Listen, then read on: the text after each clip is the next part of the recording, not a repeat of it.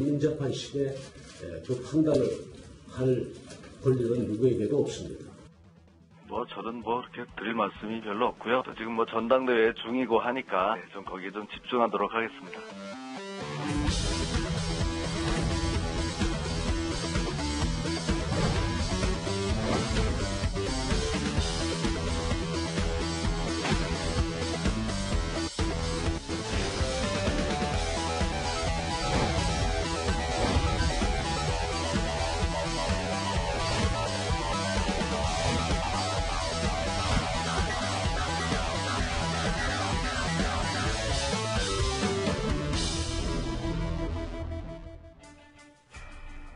자, 5.18 망언 논란으로 윤리위에 회부된 국회의원 3명에 대한 결과가 오늘 나왔습니다. 한국당은 이종명 의원에 대해서만 제명 조치하고 김진태, 김순례 의원에 대해서는 징계를 유예했습니다. 자, 이재명 차장. 그러니까 이 결론 자체를 두고도 또 말이 많아요. 굉장히 어정쩡한 결론이다 이렇게 봐야 될 것 같습니다. 모두가 원하는 징계를 받았다 이렇게 보는 게 모두가 원하는 징계다. 자, 이종명 의원만 하더라도 이제 비례대표 의원은 탈당을 하면 의원직을 내려놔야 됩니다. 네. 하지만 제명이 되면 무소속 비례대표로 남을 수 있습니다. 아하. 따라서 탈당과 제명이 가장 좋은 결과죠, 어떻게 보면. 네. 그리고 김진태 의원 그리고 김순례 의원 같은 경우는 지금 전당대에 나가 있는데 우리 인지도를 올리는 결과가 됐죠. 그러면서 전당이 끝날 때까지 징계를 유예하겠다 발표했기 때문에 최고위원이 될 수도 있는 거잖아요. 될 수도 물론 있죠. 특히나 이제 여성 최고위원은 그 남성들과 다르게 한 명 무조건 들어가기 때문에 아하. 유리한 결과가 가져올 수도 있는 거죠. 그런 점에서 역시 두 의원 역시 가장 원하는 방향으로 결론이 났다. 네. 그리고 김병준 위원장도 스스로를 자기도 징계해달라 이렇게 셀프 징계 회부를 했다 이런 얘기가 있었는데 주의 조치 아주 가벼운 조치 받았고 그래서 굉장히 그 징계를 회부할 때만 하더라도 뭔가 강한 의지가 있고 지금 5.18 문제는 이건 단순히 역사에 대한 해석 문제가 아니라 왜곡이다 이렇게 지도부가 정리를 했음에도 불구하고 네. 징계 그 결과를 봤을 때는 좀 어정쩡했다. 그래서 결국은 어떤 의지를 보여주는 한계가 있었다 이런 생각이 듭니다. 설명을 듣고 보니까 정말 그러니까 어느 누구도 불만을 제기 안 할 수 있는 그리고 또 상황을 지켜볼 수 있는 그런 어정쩡한 결론을 냈다라는 지적이 충분히 가능할 것 같습니다. 정치권에서도요. 한국당을 향한 안일한 이 결정이라며 일제히 비판의 목소리를 높였습니다. 국민들의 요구는 한국당이 이 문제와 관련해 정체성을 분명히 하라는 것인데 당원 당규를 이유로 결과적으로 5.18 훼손을 묵인하는 꼼수를 부린 꼴이 되었습니다. 살인적 망언의 3인방 의원에 대한 오늘의 쇼맨십 징계는 아무런 의미도 영혼도 없는 형식적 행위에 불과합니다. 정말 일말의 양심이 있다면 국회 윤리위에 제출된 해당 의원의 제명과 관련하여 한국당은 제19 감싸기식의 구태에서 벗어나야 할 것입니다. 김태현 변호사님. 예. 근데 한국당이 처한 어려운 상황인데 지금 김정준 위원장에도 인민재판식으로 잘라낼 수 없다는 그런 얘기는 네. 당원 당규 무시하고 잘못했으니까 무조건 제명 이렇게 못한다는 얘기예요. 그러니까 저도 개인적으로 저 세 사람들 다 결국은 어느 순간에는 제명해야 된다는 게 맞다는 게 제 개인 소신인데 네. 그런데 모든 징계는 당의 당원 당규 절차를 따를 수밖에 없거든요. 네. 근데 문제는 뭐가 있냐면 현대 자유한국당 당원 당규를 보시면 이 전당대회 출마한 사람들에 있어서는 전당대회 날까지 신분 보장되게 돼요. 쉽게 말씀드리면. 아, 선거가 끝날 그렇죠. 때까지. 그러면 김진태 의원 당대표 나갔잖아요. 네. 김순례 의원 최고위원 나갔어요. 나갔죠. 그러니까 27일 전당대회까지 안 되는 거예요. 당원 당규에 근데 따라서. 그걸로 무시하고 잘라내면 이게 네. 불이익을 주기 위한 어떤 규정들은 과잉하게 해석하면 이게 유추 해석에 걸리고 소급 입법에 문제가 생기기 때문에 지금 네. 만약에 당원 당규 오늘 개정해가지고 소급해서 처리할 수도 없는 거예요. 네. 그래서 오늘 잘 자유한국당 징계를 보시면 이 두 사람에 대해서는 무혐의 이게 아니라 징계 유보입니다. 그 얘기는 야 당원 끝나면 27일까지 못하니까 27일 끝나고 새 지도부가 꾸려지면 그때 다시 한다는 겁니다. 그러면 그때 어떤 일이 벌어질까? 보세요. 당대표 예상 김진태 의원이 당선되면 안 하겠죠. 그리고 셀프 제명하겠습니까? 네. 안 하죠. 오세훈 전 시장이 당선되면 할 겁니다. 네. 오세훈 전 지사가 어쨌든 지금 박근혜 전 대통령 극복해야 된다고 말하는 사람이기 때문에 아마 강력한 징계가 나올 것 같아요. 네. 문제는 황교안 전 총리가 당선되면 어떻게 될까? 이건 아마 황교안 전 총리가 당선이 되면 첫 번째 시험대가 될 거예요.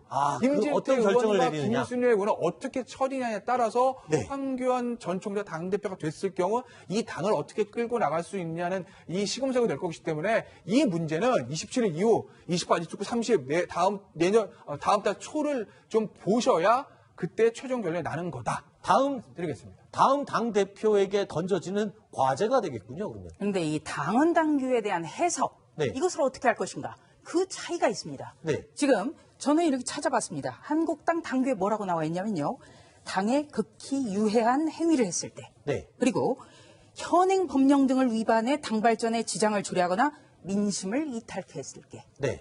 이럴 때 아주 강력한 제명부터 시작해서 또 당원권 정지까지 할 수가 있어요. 그러니까 지금 5.18 망언을 거기에 해당된다고 지금 자, 보시고 얘기하시는 거죠? 자, 그럼요. 예. 5.18은 민주화 운동이다. 이건 네. 역사적 사실입니다. 네. 팩트입니다. 그런데 5.18에 북한군 600명이 쳐들어와가지고 이거를 이거는 내란이다. 네네. 이거는 역사적 왜곡이죠. 보수와 진보의 문제가 아닙니다. 지금 국론 분열을 일으키고 있어요. 선전선동입니다. 알겠습니다. 그리고 5.18 특별법은 YS가 만들었습니다. YS는 바로 한국당 전신 총재였습니다. 알겠습니다. 대한민국 역사도 당의 역사도 모르고 있고 지금 국론 분열시키는 행위입니다. 알겠습니다. 이거야말로 지금 중징계 사안이죠. 네네. 지금 당원 당규 얘기를 하다가 네. 이제 다시 또 5.18 망언에 대한 또 의견 얘기로 돌아가서 일단 거기서 마무리하도록 하고요. 일단 뭐 당원 당규 상으로 볼 때는 지금 유예를 한 게 면죄부를 준 것은 아니다.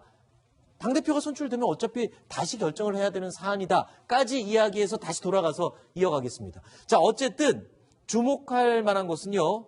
지금 이러한 논란들 때문일까요? 자유한국당 컨벤션 효과로 좀 지지율이 오르는 듯 하다가 최근에 다시 떨어지기 시작했군요. 그러니까요. 지금 보세요. 3.2%포인트 떨어졌거든요, 네. 지금. 그러니까 결국은 이 사안이 상당히 민감하게 반응하고 있다고 보여지는 것이고, 이게 지금 조사 결과 여기뿐만 아니라 TK 지역만 따로 했는데 TK 지역은 더 많은 폭으로 떨어졌어요. 그러니까 본인들의 심장부라고, 자유한국당의 심장부라고 얘기하는 TK 지역에서마저도 사실은 이 문제가 심각하게 지금 보여지고 있는 거 아니겠습니까? 그러니까 자유한국당이 이 문제를 이렇게 안이하게 보면 안 된다고 저는 생각해요. 네. 그리고 제가 볼 때는요, 지금 이 문제가 여기서 끝날 것 같지 않거든요. 아, 그래요? 만약에 전당대회 하는 동안 지금 5.18 피해자들은 계속 집회를 예고하고 있어요. 네. 이번 주말에는 광화문에 집회를 하겠다고 그랬거든요. 또 네. 지역에서도 집회를 하고. 그러면 전당대회 하기 전까지 계속 뉴스의 이슈의 중심에 설 겁니다. 이 문제가. 아하. 그럼 망언이라고 하는 부분들이 계속 입에 오르내릴 것이고요. 과연 그러면 자유한국당 전당대회 흥행 과연 보장할 수 있겠습니까? 그러네요. 제가 볼 때는, 그리고 또 아까 이재명 차장도 얘기했지만, 만약에 김순례 의원이 당선이 돼 보세요. 그럼 그분을 징계할 수 있겠습니까?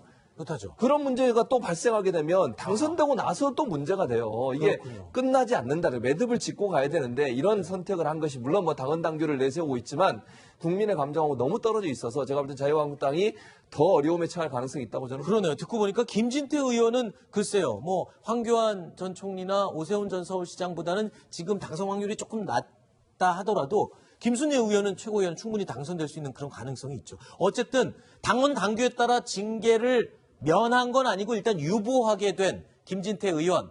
이번 전당대회 문제없이 출마하게 됐습니다. 오늘 첫 합동토론회에 나서서 지지를 호소했습니다. 인생이 왜 이렇게 파란만장합니까? 오늘 여기를 오는 중에도 야, 너 오지 말고 그냥 돌아가라 이럴까봐 가슴이 다 벌렁벌렁했습니다. 이번에 이 징계가 그냥 보류만 된 겁니다. 전당대회 마지막 날까지 보류만 된 겁니다. 그때 만약 당대표가 되지 않으면 이 김진태 이 당에서 쫓겨날 수도 있는데 괜찮겠습니까? 우리 한국당에 김진태가 없으면 안고 없는 집단 아니겠습니까, 여러분? 저를 지켜주셔야 됩니다. 마지막 날 당대표가 될 때까지 확실히 밀어주시겠습니까? 이재명 차장. 예. 3명의 후보 나왔는데 김진태 의원 카우보이 모자를 쓰고 나와서 눈길을 끌었어요. 글쎄요, 뭐 정확히 어떤 건지 뭐 제가 직접 물어보진 못했지만 아마도 이제 태극기 세력, 태극기 민심을 자극하려는 이제 발상인 게 아닌가 싶습니다. 카우보이 모자가요? 어떤 연관성이 태극기협회 가장 핵심이 한미 동맹이죠. 그런 점에서 아하. 늘 태극기와 성조가 같이 나오죠. 근데 카우보이 모자라는 게 어떻게 보면 좀 미국을 상징하는 거고, 그런 점에서 태극기, 그리고 나서 이제 카우보이를 쓰고 나와서 이제 거수경련을 하지 않습니까? 그런 모습이 좀 태극기 세력에 대해서 다시 한번 이제 그 지지를 호소하는 그런 모습을 저는 봤습니다. 네. 그리고 또 다른 후보들 얘기도 안 할 수가 없죠. 황교안 전 국무총리 오늘 발렌타인데이를 맞아서 첫사랑을 공개를 했다. 진짜 첫사랑을 공개한 건 아니고요. 무슨 얘기였습니까? 그러니까 본인이 예전에, 그러니까 본인이 부인을 만난 게 첫사랑과 결혼했다는 거예요. 38년 전에. 네. 그것도 얘기하면서 그와 함께 자유한국당이 본인의 첫사랑이다. 이런 얘기도 함께 했습니다. 결국 이제 부인과 만난 러브스토리를 공개하면서 자유한국당에 대한 본인의 사랑, 이게 처음 사랑이고 이 사랑이 계속되고 지속될 거다. 왜냐? 본인의 아내와 완전 38년 동안 연애를 했고. 첫사랑과 결혼을 해서. 그래서 결혼 38년 살았잖아요. 그러니까 결국 자유한국당과 본인은 그런 관계다라는 부분을 강조하기 위해서 저걸 얘기했다고 보여집니다. 네. 자, 그런가 하면 오세훈 후보 얘기도 하나 해보죠. 경쟁 상대인 황교안, 김진태 후보를 겨냥해서 강도 높은 발언을 쏟아냈습니다.